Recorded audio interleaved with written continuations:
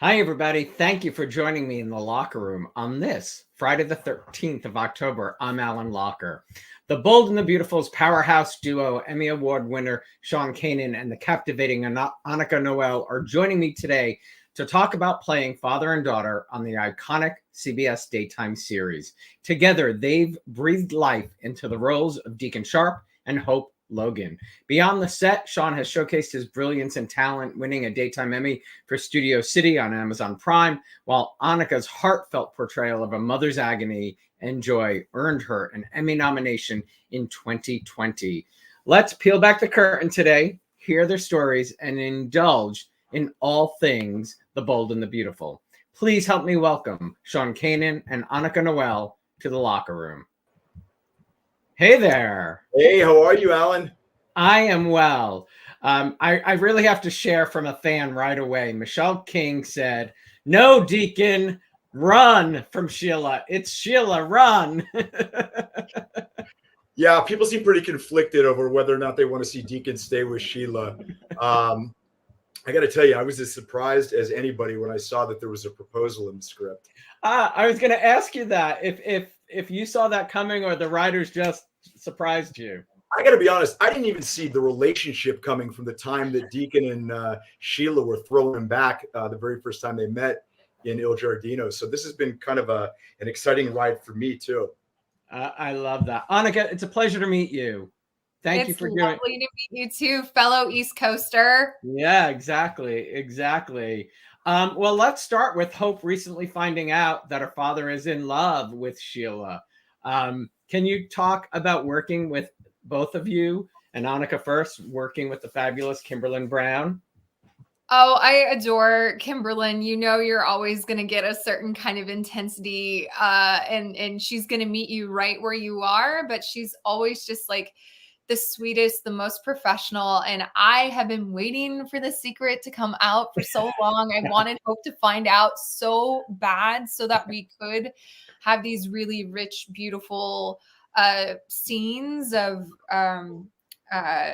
touching upon that father-daughter relationship. And it's been lovely. I love having her in the mix. I saw some things on social media, I think it was today, about those scenes. People were applauding you. They love them. And I just saw... It helps to have that amazing man as my dad. Well, we'll get to that in a minute. Anne says, "I love your new hairstyle." Thank you. I appreciate it. I've been using a new... There you go. He took a little off the sides, you know, like, yeah. And Sean, you know, having a partner like Kimberlin, talk about, it's funny.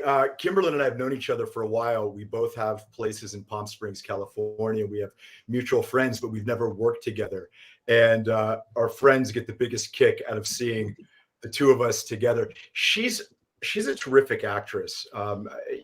Kimberlin and I have worked really hard to try and instill humor into our scenes, because I think it's something that we don't see quite so often in daytime. And she keeps me on my toes. That's awesome. And I keep her on all nine of hers. So, a lot of fans watching.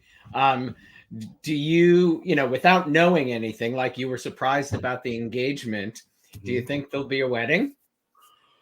Boy, I don't know. That's a really good question. I honestly don't know. And the question is, if there is a wedding, will anyone actually come? I don't know. I'm looking forward to seeing whether or not that happens. Yeah, and Hope, doesn't want to necessarily get on her bad side, I have to say. Neither does Deacon. Annika, talk about the reaction, and finding out what those scenes were like.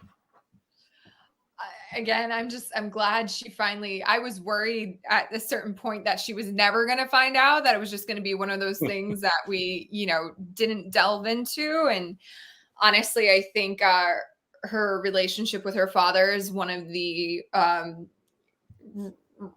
really the foundations of what informs so much of how she looks at relationships and how she navigates relationships. And I think this after advocating for him and really working to repair their relationship as father and daughter, because he wasn't really there as much when she was younger. I think it feels like a very major betrayal. And I think it will also, it does inform in some ways when a man reiterates that he's there for her no matter what, and he's not going anywhere, and it's you and only you. I do think some of those abandonment issues from when she was younger resurface in her adult relationships now. So it's been awesome to get to delve into those depths and that kind of the psyche of all that, and to get to share it with such an amazing screen partner like Sean, who just like immediately we were father-daughter, like we were same level of everything. And like sometimes I'm like, I did Brad? No, because sometimes when I'm looking at us on screen, I'm like, it is a little uncanny. I'm looking now, and it really is. I mean, if you told me, we met on the street, I'd believe it. Right? Yeah, right. Seriously. I feel very fortunate too. I mean, Deacon's always talking about Hope in terms of being his beautiful, exceptional, talented daughter. And I have to tell you that Annika embodies all three of those things. And she is an unbelievable partner in our scenes, always present. And, what's nice about the fact that Deacon wasn't around when Hope was a child is that as Sean got to know Annika, Deacon was getting to know Hope again as an adult, because he didn't really know her at all. And so we've gotten to allow our relationship to evolve on screen much in the same way as Deacon and Hope's relationship would actually evolve, because they didn't know each other prior to this, really. That's amazing. Well, Sean, this November will be 23 years since you joined The Bold and the Beautiful as Deacon. Remind us how the role came about. I got called into Brad Bell's office, and I remember that he had me read something from another character, CJ, which was another character, not to play CJ. We were just using that kind of as a scene. It wasn't even an audition, really. I mean, I kind of almost felt like I sort of had the part, but then he was like, yeah, just read this. I was like, okay, great. The only thing that they described Deacon as when he first came on the show is Brad kept saying, Deacon is the devil. And Deacon was a pretty bad guy. And it was a ton of fun to wear leather pants and have earrings and tattoos and, sideburns and play that guy. But it's really been wonderful to play him as an even more multi-layered character who's a father, who has a whole bunch of different emotions that I'm able to play with Annika that really weren't so much on the surface when I first came on the show. So there's been good evolution. Could you have imagined playing a role for 23 years, basically?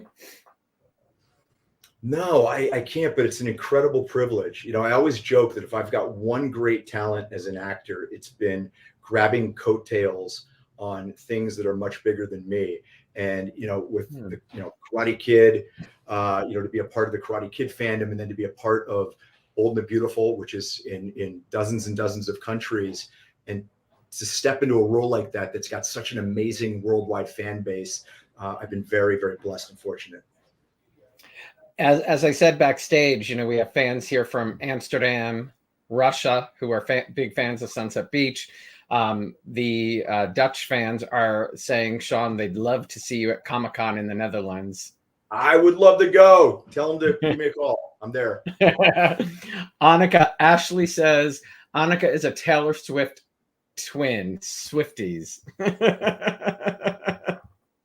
Ash, you've been watching my Instagram. I actually wasn't always a Swiftie. I developed that really when folklore and kind of like the COVID, like what she released, the more kind of folky, not so pop albums. That's when she really won me over. I mean, it's weird because really we're around the same age, and she was growing up and going through stuff while I was growing up and going through stuff. So, as a millennial, it just kind of echoes a lot of things. And yeah, now I'm just a full on hardcore Swiftie. Also, but our makeup department are like bonkers for Taylor Swift.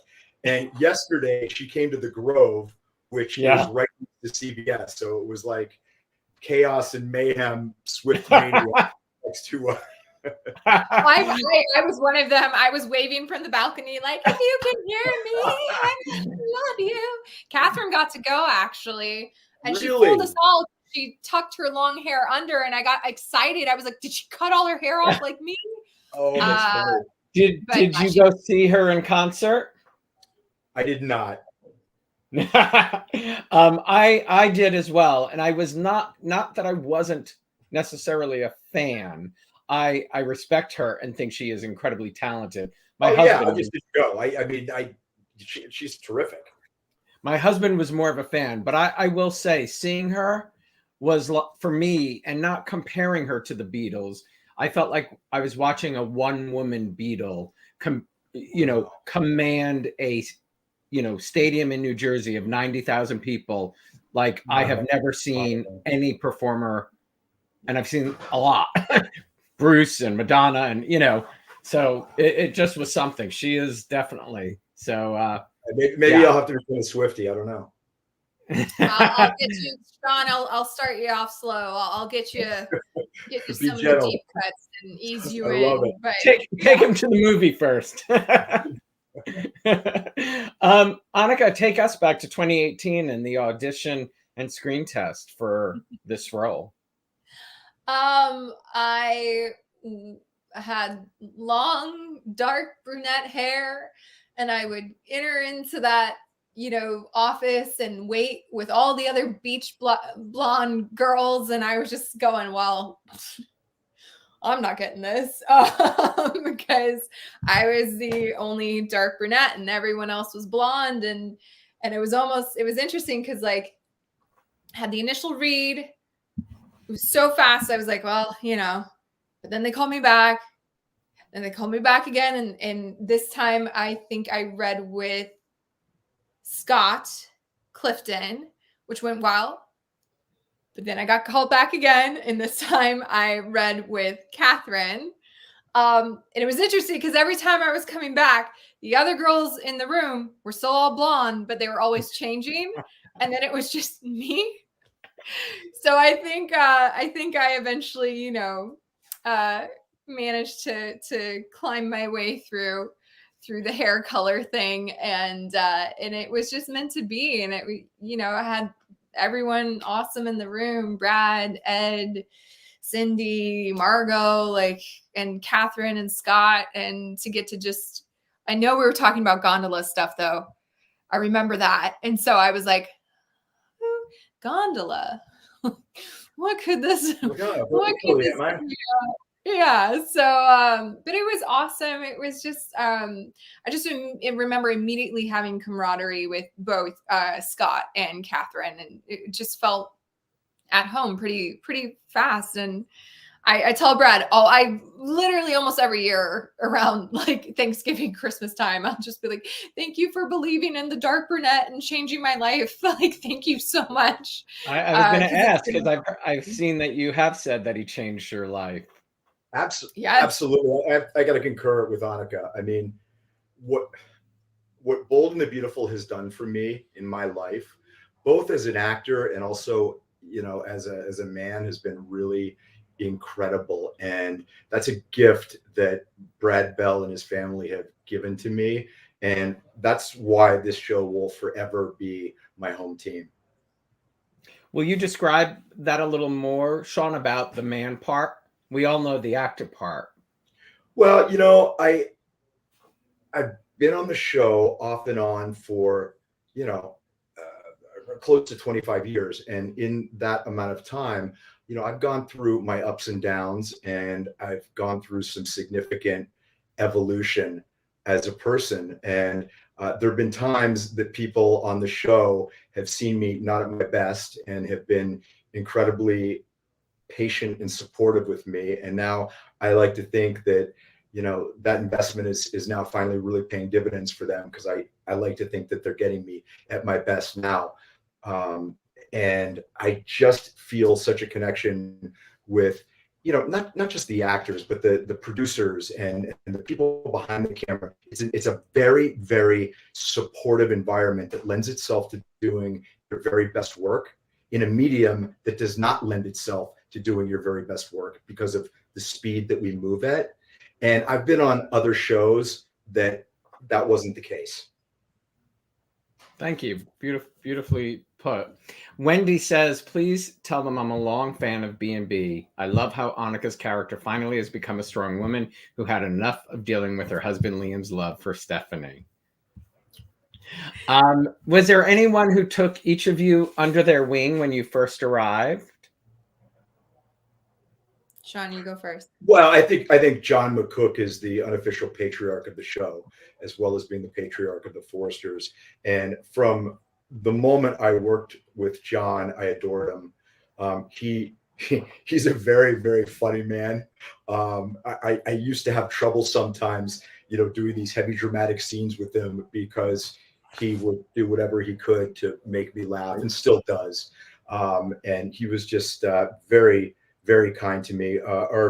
One of our producers, Cindy Pop, really has taken me under her wing and been incredibly kind to me, as our Ed and Casey. And I just feel a real connection with the people, and because of that, it really makes me want to suit up and give 110% every day, and not phone it in. And realize that I've got an obligation to the people who have given me this wonderful gift to treat it with the respect that it deserves.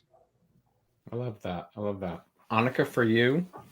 I will also echo the John McCook, and also just for me, because, I studied theater and film and television. I went to school for it. And so to hear his stories of television city, of when the Judy Garland show filmed there, or the Carol Burnett show, and just the stories that, I mean, like, to pick his brain, and I'm a huge Rita Hayworth and Ava Gardner. Like, I am a classic, and to hear him actually have heard stories or personally had stories with people like Frank Sinatra, for instance, it is just so fun to sit there and pick his brain, but also, he showed you around, he made you feel welcome.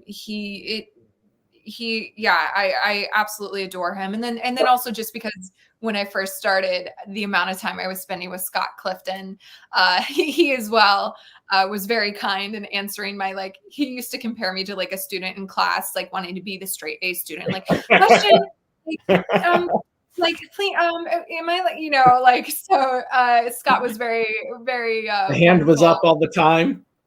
Always. Yeah. And actually that's something I actually think you can't bat 1,000 on a soap, and that perfectionism and that kind of need for control has actually been a beautiful thing of my evolution as an actress, where I've let go of that more. And I think I'm finding more gold in not needing to always, do it right every single, you can find beauty in the mistakes sometimes. So I think it's been a really fun journey of just kind of adjusting to this specific genre. Like Sean said, you get one take unless you mess it up, and they are go, go, go, go, go. And it's just, it's been a wonderful learning experience, but I'm a better actor because of it, for sure. Was it Scott who sort of taught you that about you can't knock it out of the park every time? You want to know something really beautiful? Aiden, who used to be on our show, it was during the baby loss storyline, and I absolutely adore him. He's what, young 20s when this was happening. And I remember one day he came into my dressing room, and this is towards the end of it. And at this point, it would have been 7-8 months of me having to cry, and it was very difficult. And it took an emotional toll off screen as well. It was very exhausting. And Aiden, I love him so much. He was such a kid sometimes, but then he came in my room that day with such wisdom and such maturity, and sat me down and was just like, I see how much you're giving to this storyline. you need to make sure you have something left over for yourself. And you need to make sure, like, because he could see it was kind of starting to wear away on me a little bit. And so for him in his young age to have that insight and to also have that care and concern and to come to me and to talk to me and give me baseball metaphors, because I'm from Boston and that works real well with me. But he was actually the one who gave me that of, you can't bat 1,000. It can't be a home run every single time. You will kill yourself if you're trying to have it be that every single time. You got to leave something for yourself. And he was right. Because if I have more for myself, if I'm nourishing my life and myself off camera, I have more to give on camera versus if I'm just empty. So thank you, Aiden. I miss you and I adore you if you're ever going to watch this. That's awesome. Did either of you watch soaps in your younger years? I used to watch Dynasty. And me too. decades ago, I did a Perry Mason movie of the week. And Michael Nader, I think it was Seamus wanted me to ask you. Michael Nader, who played Dexter, was my father, and I was a little fanboy. God. Yeah. My mom was I think it was like ABC, where it was it All My Children and then General Hospital, right? One Life to Live and then One Life to Live. Yeah. And so yeah, I might have had a crush on Sonny. Might have. That's terrific. So what was it like working on that, Sean? Seamus really, he totally wrote me a note asking about Perry Mason. It was great. We shot those in Denver. At that time, they were movies of the week, which they don't do anymore. I was in Denver for a couple of weeks doing the first one, and then they hired me to do another one, which was actually Raymond Burr's final Perry Mason. So I was in the final Perry Mason with Raymond Burr, and it was about a soap opera. And so I worked with Jeannie Francis and Michael Tylo, and gosh, I can't remember, Krista Tesoro. But it's kind of cool to say that you did the very last Perry Mason ever. And I mean, Raymond Burr, Krista was in that. She's a friend. I love. I love her. She's great. Raymond Burr is a legend. I mean, he was in Rear Window with Alfred Hitchcock. I mean, total legend. And again, like must have had stories. I didn't really get a chance to. I was a little intimidated. I want to make sure that I got my stuff right, and I wasn't really chewing the fat with him around the craft service a whole lot. But it was pretty amazing. He had so much dialogue that he would use a teleprompter and he would set it right above your shoulder and he would just read it, which I couldn't work that way, but it worked for him and you would never know it. And he was terrific. Interesting. For the record, no one uses teleprompters on Bold and Beautiful. We get asked that a lot. And I wish sometimes when you got that 3-page monologue, it might help, but no, none of us, at least, might distract too. I don't know. I don't think it's. You can't really be in the moment. It's distracting. Marlene says, you both are amazing. I love the humor Sean brings to the character of Deacon, and he's easy to look at. Thank you. Yeah, they're really wonderful and patient with me on the show, letting me kind of put my own stamp on it, adding a thing here and there. They're not all winners, but it keeps it interesting. Absolutely. We appreciate the merman. We appreciate the merman of it all. The merman, right? Annika, you started to talk about Scott, but can you talk about Scott and Matthew Atkinson working with those two gents? Those little knuckleheads. Yes, I adore them. They're like brothers. It's so funny because get them in a scene together and the banter is hilarious.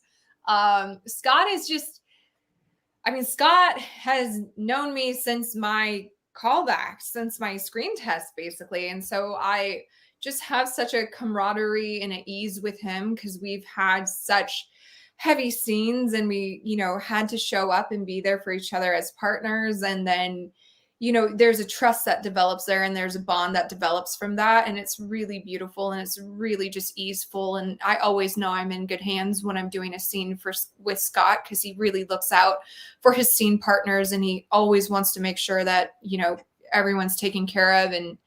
And it's easy to be vulnerable and to go there in scenes with Scott because he's so present. And then Matt, I adore Matt.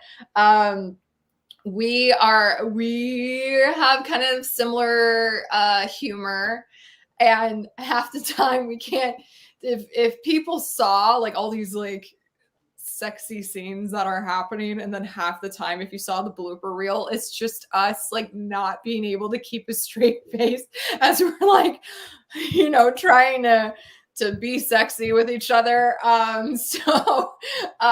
He's like, again, they're like two brothers to me, and they look out for me. We look out for each other. There's a trust there. And I think it's been beautiful to see the different kind of dynamics that come out with both of them, and to also see the relationships now. I'm finally at a place on the show where I've been in it long enough to where Hope's relationships with these two characters are evolving from where they were when I first started the show. So that's also been fun for me and interesting to me to see, okay, where are these two roads kind of leading, and where is it going to go? So yeah, I enjoy working with both of them. I love that. Well, let's talk about Hope's mother. Sean, can you talk about Catherine Kelly Lang? Boy, Catherine Kelly Lang. Brooke, the one that got away, right? You know, I think Deacon has always had a torch. It's the mother of his beautiful daughter.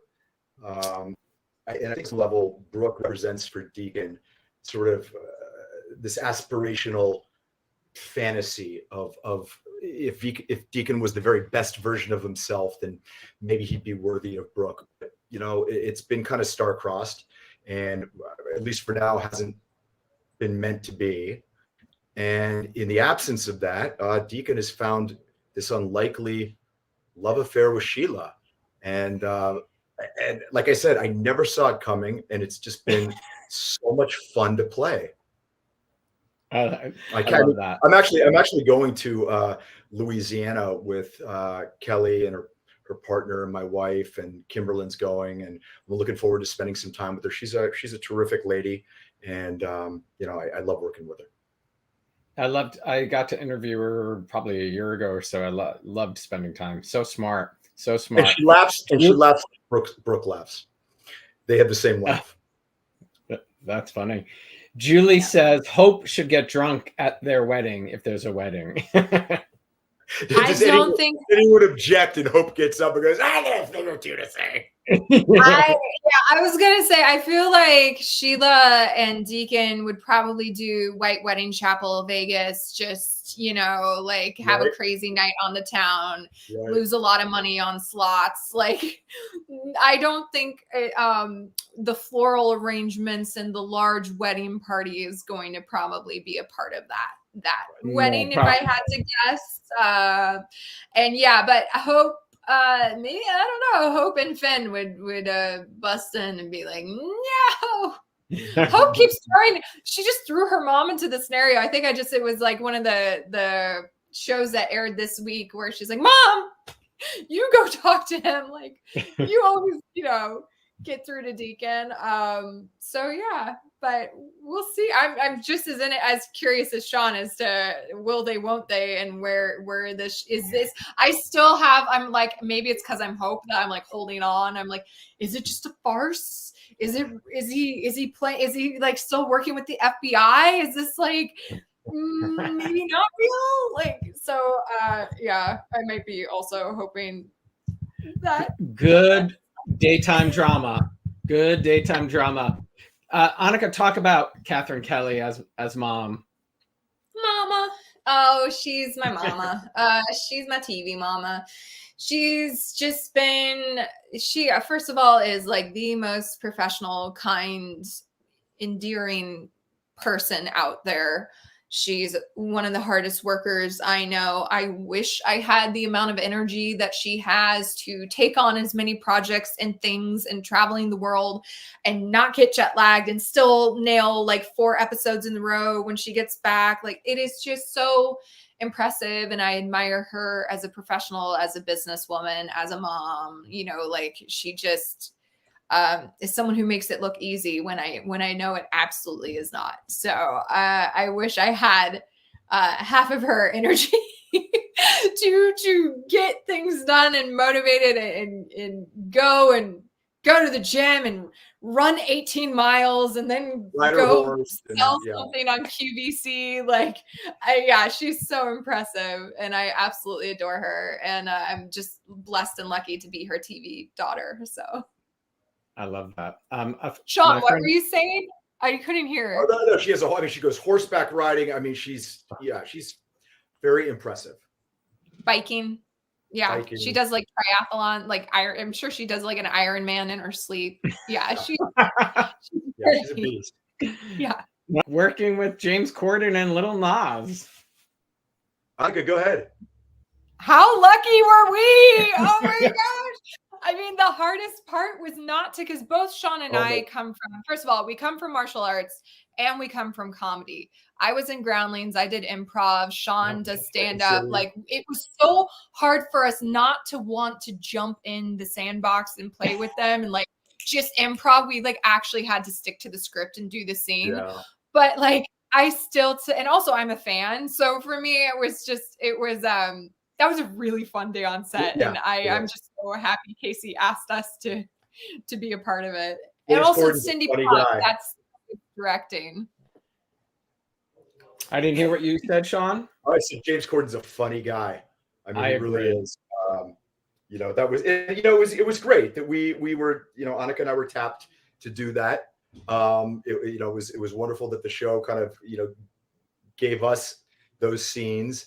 And yeah, it was kind of hard to keep it together though, because from the minute he and Lil Nas walked on the stage, not the set, but the stage, they were like in character and, you know, cutting it up and being funny. And it was just like, a force in nature, the two of them. Wow. I mean, that's fun. Well, speaking of comedy, Sean, you've been out performing this year. Yeah. Talk about that. You know, how did that start for you? You know, what was it like getting up on stage and making people laugh? I think the first time I ever did stand up, I was 15 years old. I was on the boardwalk in Atlantic City, and it's Jersey Shore. Yeah, last year I was in Atlantic City performing inside a club, and I wasn't lost. I was headlining at the Atlantic City Comedy Club. And it wasn't lost on me that it took, 35 years for me to make it from the boardwalk actually into one of the venues to perform. I love stand-up. You know, you get that instant reciprocity from the audience. And I think that stand-up has really helped me with how I play Deacon.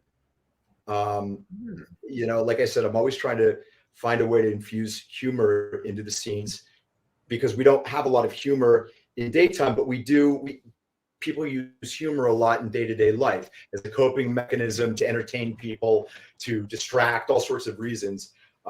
So that's something I love and that I will always keep doing. And I'm kind of working towards a half-an-hour special, which that's my goal to do one of those the next 3 years. That is incredible. Who are some of the comics you look up to?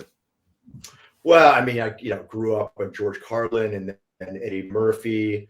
I love Anthony Jeselnik. There's so many. I mean, I love Ricky Gervais. I think he's literally brilliant. And Louis C.K. So my wife got tickets for me and her and my stepson, her son, to see Louis C.K. And this is when we sort of just found out about him. Like, we knew we liked him.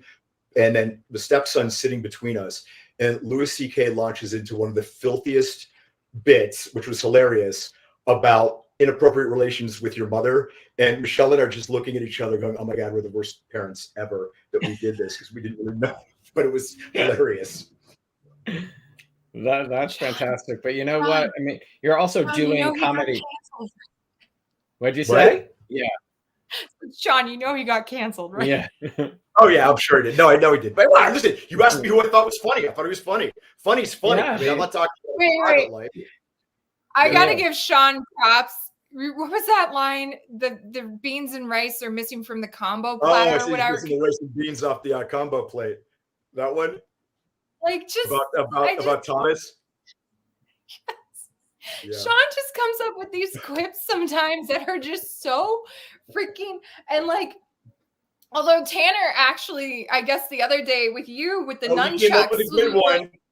Yes, he did. that was a good one. Right. That's all right. Yeah. He's on the list. He'll be getting his. Don't you worry. But it's really, you're doing comedy, Sean, at a time where we need to laugh. Absolutely. And God, we all just need to quit taking ourselves so damn seriously. If you go through this life looking to be offended, you're not going to have to look real hard. For me, it's worry about yourself. Absolutely. Really, I keep reading these notes. Venecia, I love the father and daughter relationship. Jessica, Deacon and Hope's relationship is so genuine. It's just beautiful how it resonates with so many people. Yeah, I appreciate it. I think it's because Annika and I really we connect in an authentic way. And we really, we spend time together when we can and have built our friendship. And I think that translates into, Sean and Annika translate into Deacon and Hope. Mm-hmm. Sean's mad at me though, because I did introduce him to the barbecue spot I used to work Oh at. my God. Oh my God. I like some barbecue. He does resent me for that just a little. Let's be honest, Sean. Like, yes, I do. Annika she introduced me to this amazing ribs place, and it's like a sickness. It's like I'm turning tricks on the corner for ribs. So yeah. Nobody likes a fat stove star. I do like ribs. I probably would turn tricks more for French fries. But I do like ribs. Annika, where did your love of the arts begin? Oh, ever since I was a kid. It's really funny, actually. I was in a commercial when I was a newborn, and it was such a... Were you a Gerber baby? Were you a Gerber They baby? wanted me to be, supposedly, and because of this really bad experience my mom had with this commercial when I was a newborn, she was like, never again. And then I wound up still finding my way into the arts somehow. Basically, I was in a commercial and they were announcing something and they had me sitting there as a baby and they wanted balloons and streamers to come down from the ceiling. And every time the balloons and streamers came down from the ceiling, I would start crying hysterically. My I'm the eldest, so she's the first time mom and she's crying because I'm crying. And so it didn't sound like a fun experience for my mom. And then they wound up just scrapping it. And then literally the commercial is just me sitting there and like baby talking and there's just subtitles underneath. Oh, that's cute. Like, okay, what's it called? That's what they had to wind up doing. And actually my dad was really sweet. He framed, for my birthday recently, he framed my first check that I had received from that commercial in 1986. I think, or 87. But like, yeah, so it's been a part of my life. And even when my mom was like, absolutely not, you're having a childhood, you're not doing that. No. And I'd be sitting there like begging to audition for The Secret Garden or, like begging to do whatever. And then, high school, middle school came around and started doing the musicals, started doing the theater, plays, did the 10 auditions for all the theater schools around the country, Tisch, Carnegie Mellon, got into UCLA, and just hit the ground running. So it's been, I remember it being a conscious choice when I was in high school about, okay, I am willing to take the risk to pursue this as a career, knowing that I could just be, doing day jobs and that kind of stuff. But I was very lucky and blessed to be at the right place, right time, and to have amazing man in the name of Brad Bell who saw past my brunette hair and saw the potential. So yeah. That's awesome. Who were some of the actors you looked up to at a young age? Angelina Jolie, Audrey Hepburn. Yeah, those, and it was an interesting combo because now like Angie's almost taken on that humanitarian, because I always liked how Audrey Hepburn used her voice and her star power for good in the world. Yeah, and UNICEF and her work with UNICEF, and and now Angelina Jolie is, you know, with all the refugee working with the UN and even buying parcels of land in Cambodia so that elephants have a safe passage to, you know, be able to migrate. Just stuff. I've always been a fan of hers. Love that. There are numerous others, but yeah, I always like, ironically, Angie before she became even more of who she is. But I loved and admired the strength and elegance, I guess, of both of those women. Oh, you knew immediately. I mean, the minute it came out of my mouth, you had the answer. So there, yeah, and there are others certainly that influence. You know, Katharine Hepburn, Rita Hayworth, even some of the men out there. Sir Anthony Hopkins came and talked to our class once, and that was such a trip. But yeah, it's numerous people throughout. I think as an artist, you can't help but be informed by what you also absorb yourself. So great answer. Sean, since we have Wild Sport 30 from Russia watching and huge Sunset Beach, talk about Aaron Spelling and that opportunity. Yeah. So I was on Sunset Beach for the last 6 months before it was taken off the air. And while I was there, I worked with Leslie Ann Down, who I would later work with on Bold and Beautiful, and Adrian Franz, who I would later work with on Bold and Beautiful. And I'd always wanted to do an Aaron Spelling series. And I remember I'd never met him. And I was in Las Vegas with my father. And I looked over at some of the slot machines, and standing by one of the slot machines was Mr. Spelling and two men. And I said, Dad, I'm going to go introduce myself to him. And so my dad and I walked up, and I said, Mr. Spelling, it's Sean Kanan. It's nice to meet you. And he looked at my father and he said, your son is a very fine actor. Now, I have no idea if he even knew me from Adam, but the fact that as a young actor that he would do that, I thought was so graceful and elegant and kind. And it really had a profound impact on me.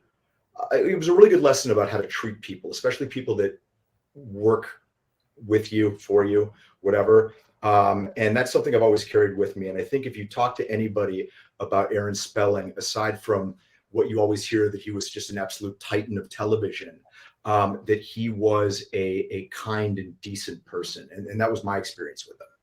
That's so true, because you know, I did do a Sunset Beach reunion and with Randy and other people, but people all spoke highly. But even, you know, the women from Charlie's Angels, from Fantasy people, everybody, you really don't hear negative commentary about Aaron Spelling ever. You really don't. Yeah. And, you know, I mean, be that successful in the business. I mean, I guarantee that he was no pushover and that he could be extremely tough when he needed to be. But from my experience, you know, I've never heard anyone say a negative thing about him. And, you know, he gave me a wonderful opportunity to be on that show. And it was a lot of fun. It got really campy for me because I had been playing this character, Jude Kavanaugh, and then I got a script, and all of a sudden I had a line where I said, it's Special Agent Jude Kavanaugh of the FBI. And so suddenly I'm an undercover agent. Like, I didn't know that the night before until I got the script. But it was a lot of fun to work on that show. I love that. And for, you know, a guy, that's such a great, you know, we all want to do that. We all want to do that. Right. Yeah. Annika, I am really sorry that you had to go to Rome with the show. I was really excited because literally I missed the big 30-year travel year where they went to Australia and the Netherlands and Italy, and they were traveling so much together with the show. And then it was like they did so much for the 30th, and then I joined, and then it was just like nothing. No you know, you hear all these great stories about filming on location with Bold and Beautiful specifically because of the international audience. And I just kept being like, maybe one day, like maybe I'll get to go. And so have you been to Italy before? I've been to Italy. I've been to Florence and I've been to Venice. I've never been to Rome. And actually Lawrence, who plays Carter, he's a buddy of mine. He's my he's one of the best human beings. Yes, 100%. And we're very good friends. And he had also never been to Rome, so we would have these teeny little windows of maybe an hour before dinner if we wrapped early, and he and I would just take off. I mean, we would just go and be like, all right, let's go. We're going to the steps. Okay, now we're going to try to see and we would just try to get in as much as we could before the group dinners and stuff that were happening, and to actually be able to go and see the sights. And so that was a really wonderful memory, and I hope it's not the last time. I hope not either. And Sean, you learned Italian because of this show, correct? Because of the international audience. I actually used to live in Rome for a while. Yeah, when I realized how popular Bold and Beautiful was in Italy, I said, you know, if I can learn Italian, that might be a really good thing. And so when I started on Bold and Beautiful, I just threw myself into studying Italian, private tutors, classes, everything, and I still do. And you know, it's like a second home for me. I love it. Sean is absolutely brilliant. He has that type of brain that absorbs languages so easy. Don't be humble, Sean. You have an insane, amazing brain where he like literally can like fluently just like off the cuff, just be like, oh, oui, je parle français aussi. And then all of a sudden break into Italian, or then be like, yeah, das ist, you know, like he's such a, like. I can get arrested in probably 5 languages. I consult Sean. In how many? Probably 5. Italian. Wow. No, I didn't say I speak 5 languages. I said I could probably get arrested in 5 languages. Okay. I mean, you know, I know a little bit of a lot of languages. Would you say you're fluent in Italian now? I would say I'm just below complete fluency, because I don't get to speak it enough. But like when I go to Italy and do interviews and things, I do them in Italian. And now I've been studying Mandarin for about 2.5 years now. Oh my God. I know Sean has to get back to work in a couple minutes. So last time, Sean, you and I spoke, 2 things. We were talking about Cobra Kai, but you had not been asked to be a part of it yet. What was it like revisiting Mike Barnes with because this is live, unfortunately, and because of the SAG strike, I can't. Oh, you can't. You're right. My apologies. Yeah, you are. I wish I could, but you are 100%. I should have thought of that. My apologies. But you are right. You are right. So have me on another time, and I'll yes, we absolutely will. But the last time you were here, you had just released Way of the Cobra, and now you have part 2 out. Welcome to the Kumite. Tell us about the second book. Well, I'll tell you about the second book, but first I have to tell you this has been a very exciting day. So I filmed a pilot, and now I'm leaving here, and I'm actually going to begin recording in the studio the audio book for Way of the Cobra, which I'm really excited because that'll be out before Christmas. The book, Welcome to the Kumite. So what is the Kumite? It is an awesome battle that we each go through. And who's the opponent? Well, it's your toughest opponent in life, which of course is yourself. And how do you defeat that opponent? Well, you do it by becoming a wiser, kinder, better version of yourself every single day. And these are the strategies and the philosophy that I've used to overcome a lot of challenges in my life to achieve some of the success that I have.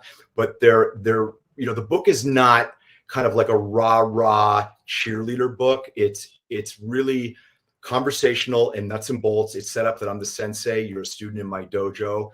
the dojo of Cobra life, and Cobra is an acronym formed from the words character, optimization, balance, respect, and abundance. And I'm really proud of the books because I hear from people all over the world, literally every day, that when they put the information into action, they're changing their lives. And that makes me so happy. And I'm going to give a gratuitous plug. If you want to get the book, you can get it at wayofthecobra.com. It's only available there right now, but Way of the Cobra is available at wayofthecobra.com and Amazon and Kindle. And soon they'll both be available on Audible. Which people will love having, you know, and it's going to be in my books. I'm doing it. Yeah, that's what I mean. People will love that. Annika Marianne says, what about putting Hope with Carter as a couple? I would love that. Yeah, no, that's untapped potential. Other right fans there. said no. Other fans said no, but Marianne suggested that. Do either we gotta, you know? We gotta build up. We gotta build up Yeah. to that. We gotta, you know. You both have great roles on Bold, but is there a dream role that you both have always held on to, either on stage or like, you know, like Sean, you want to be James Bond or something? Well, if I had to pick a role that I would have loved to have done, it would have been Gladiator. That would have been just unbelievable to do that. But you know, for me, my goal is less about a specific role. I would really like to do Broadway at some point. I'd love to do a play on Broadway, maybe something by Tennessee Williams. I think that would be great. Ooh, okay. I love to see Tennessee. Yeah, Sorry, I'm obviously theater school, so I'm like, oh, Sean and some Tennessee Williams, yes, please. And you know, Ella! you plan it, you know, well enough in advance. You'll have people from all over the world because of Sunset and Bold and everything, and you know, Karate Kid, all of that. Absolutely. Yeah, that'd be amazing. Annika, for you? Lisa and Girl Interrupted, for sure. And then Broadway wise, Golden Boy or Mrs. Hannigan and Annie, or even Chicago, Velma. So a few things for sure. A Shakespeare in the Park is a dream, absolute dream of mine. I once played Rosalind in As You Like It. So, you know, to be Lady M is every actress's, I mean, that's the big kind of crowning achievement if you ever get to play her as well. So, yeah. Has there been a theater piece you both have seen recently that you loved? I'm trying to think what the last theater that I've seen. It's been a while for me. I haven't been to the theater in a while. Gosh, nothing's coming to mind, actually. I haven't had a chance to go, and it tells me it's time to. Yeah, I have theater. I was upset that I missed. I really wanted to see Lobby Hero when that was in New York, also because that's a play I want to be a part of one day. And then oh shoot, the one that's playing right now about the baseball. Take Me Out, was that? Yes, I want to see that really, really badly. It's been a second. Actually, I don't.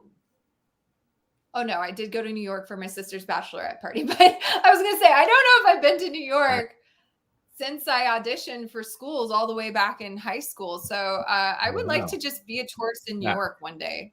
Sean, thank you. I know you have to jet. Thank you so much. I'm sorry, they're literally throwing us out of this location. I know you have to go. Sean, thank you so much. You. Annika, I'll let you go in just a minute. I wanted to ask you about Jersey Boys.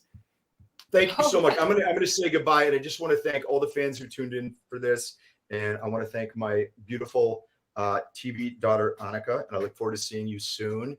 And just thank you so much for all the support, everyone. I really appreciate it. Take care, guys. Have a great weekend. Bye, Sean. Have a good Bye. Bye. Getting to, you know, first of all, you know, I think you can talk about this because you're not promoting something new. It's old. Right? What I can say just talk about working with Clint Eastwood. I mean, that, that's yeah. I was gonna say. I when you asked about influences, he is someone who I actually look up to. Not just performance, but more about how when Sean said is someone to kind of who he's looked up to, who he's worked with, that is how you want to be a professional and how you want to conduct yourself in this industry. Clint absolutely 100% is someone that I aspire to be like, and to watch him direct, and how he talks to people with respect, and everyone loves working with him. It's like a fine oiled machine. He could communicate seriously, just like with his eyes. These people have been working with him for so long that they know immediately, like, okay, I got to change this light or do this and that. And just that quiet, calm confidence and strength, but still treats every single person with respect. And to me, that is, I don't know, just the kind of Titan that I would aspire to be one day, and to command that kind of respect, but also to have that quiet strength and resolve and the talent to back it up, that people actually listen when you ask them to do something and respond. And but it was just watching how he spoke from everyone. It didn't matter where you were on the list, who you were on the, cast, crew, and that was a beautiful thing to witness. Yeah. At that level, really, that caliber. But it's really so important that you're so early in your career that you could have a different experience with somebody who does not treat people that way. And how lucky for you that you had somebody who was as respected, who, like you said, from top till bottom, he treated everybody with just the utmost. And that, you're lucky to have that, because it doesn't always happen for folks to have that gate, because it can, I think it's challenging in this business, because you can have a bad, sort of like, your mom as a baby not wanting you to do it again. You might not want to do it because of that person. And, Clint made it beautiful. Absolutely. I've been very blessed and lucky to work with people like Sean Astin and Clint, and just people who kind of lit the way through their example, and how people of a certain caliber can, purport themselves on set, and how they handle themselves. And,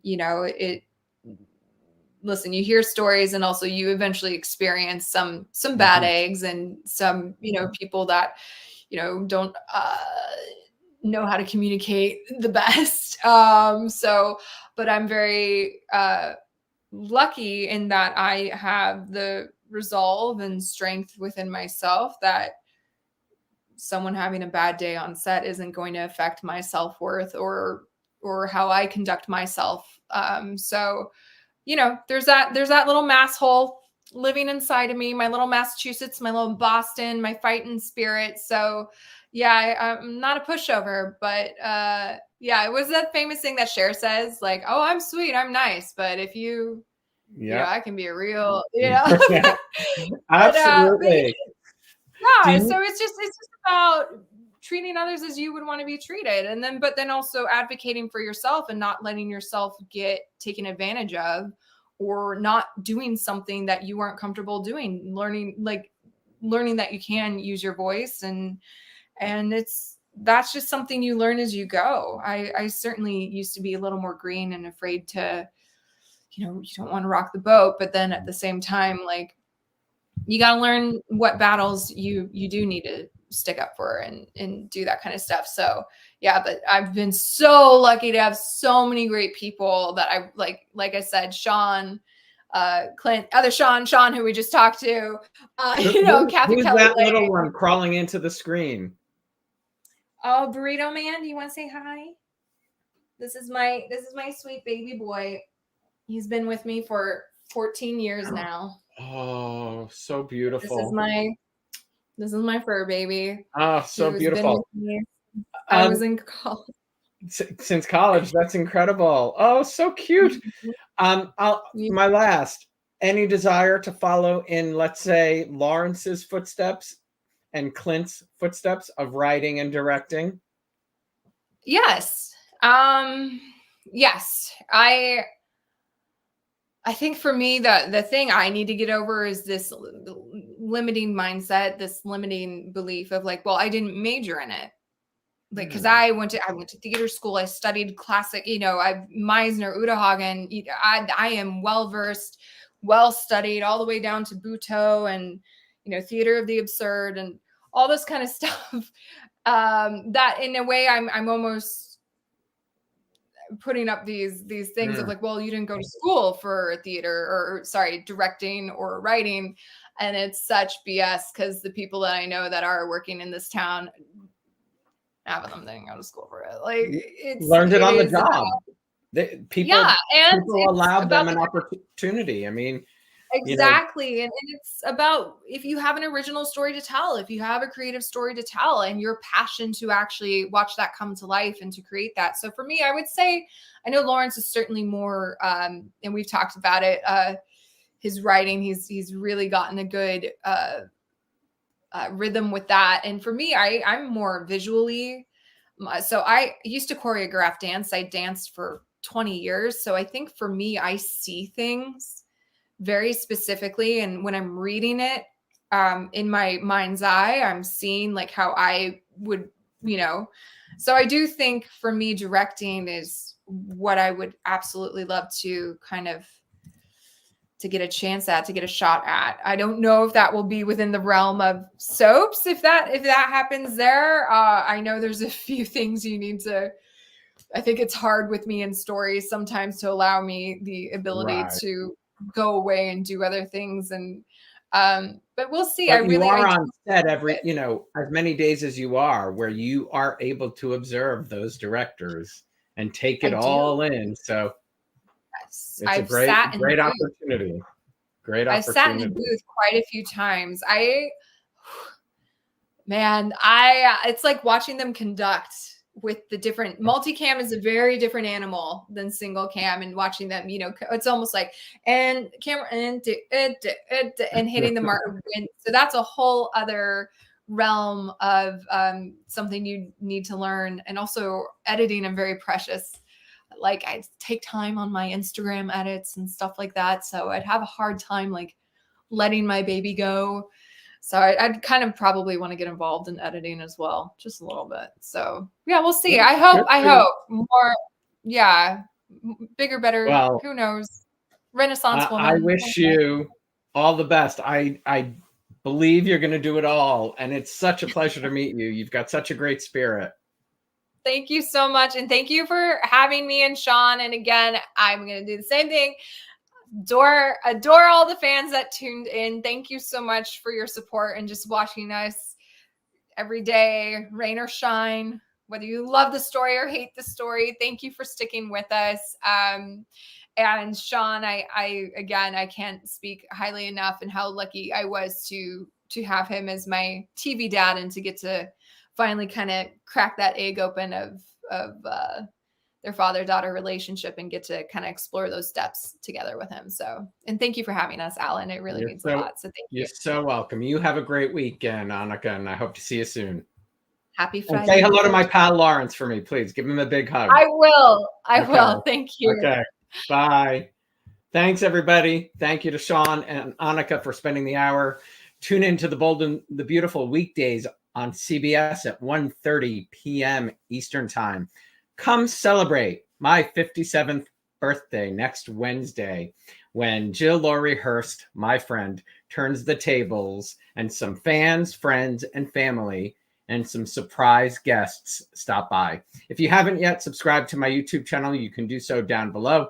Turn on the notifications for reminders of all upcoming shows. And if you like today's episode, please click the like button. Don't forget, you can stream audio versions on your favorite streaming platform by just searching The Locher Room. Please have a great weekend. Stay safe, and let's all pray for peace.